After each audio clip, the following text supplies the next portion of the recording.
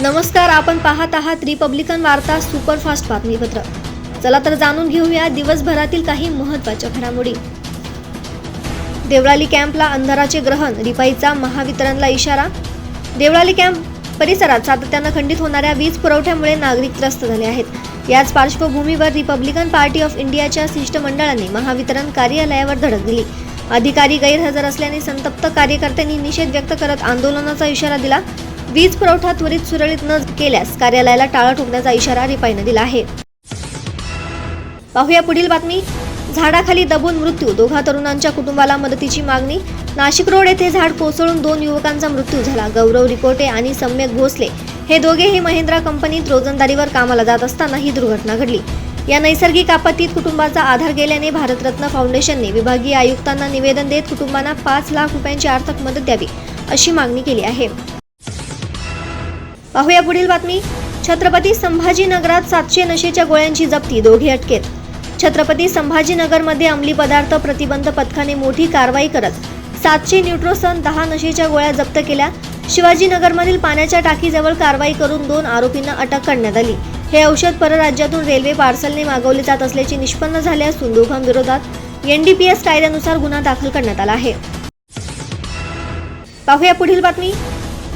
पिंपळगावात वादळाचा कहर, बाजार समितीचे मोठे नुकसान। पिंपळगाव बसवंत येथे जोरदार वादळी वारा आणि अवकाळी पावसाने बाजार समिती परिसरात कहर केला। अनेक शेडची पत्रे अर्धा किलोमीटर पर्यंत उडाली, झाडे उन्मळून पडली आणि विजेच्या ताराही तुटल्या। मंगळवारी सायंकाळी आलेल्या या चक्रीवादळासारख्या पावसामुळे मोठे आर्थिक नुकसान झाले असून बाजार समिती प्रशासनाने तात्काळ मदत कार्य सुरू केले आहे।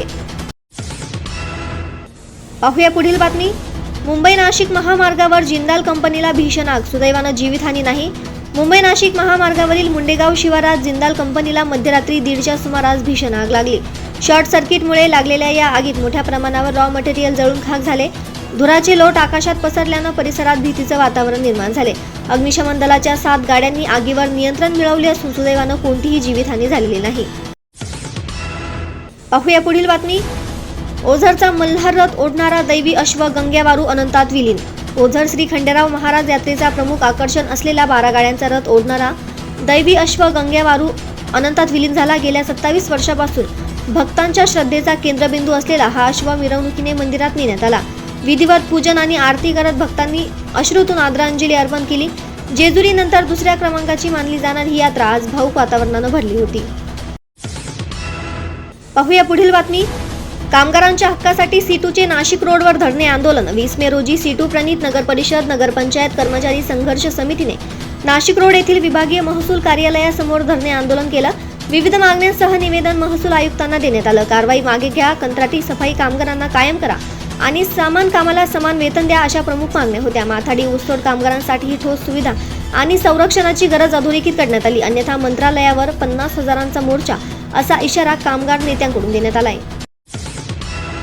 पाहूया पुढील बातमी। लातूर जिल्ह्यातील साकोळ आणि घुगी परिसरात 20 मे रोजी वादळी वाऱ्यासह जोरदार पावसासोबत विजांचा कडकडाट झाला। यामुळे 1 गाय आणि 1 म्हैस दगावली, तर आंबा, फळबाग आणि भाबळीच्या झाडांचा मोठं नुकसान झालंय।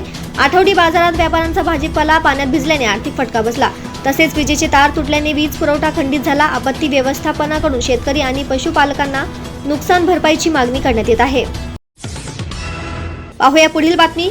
फुलंब्रीत अवैध वाळू वाहतुकीवर पोलिसांची जोरदार कारवाई। फुलंब्री पोलिसांनी 19 मे रोजी रात्री दरी फाटा परिसरात अवैध वाळूने भरलेला टाटा हैवा पकडला। या हैवा 13,30,000 रुपयांच्या किमतीचा असून वाळू चोरी करून लबाडीच्या हेतूने नेण्यात होता।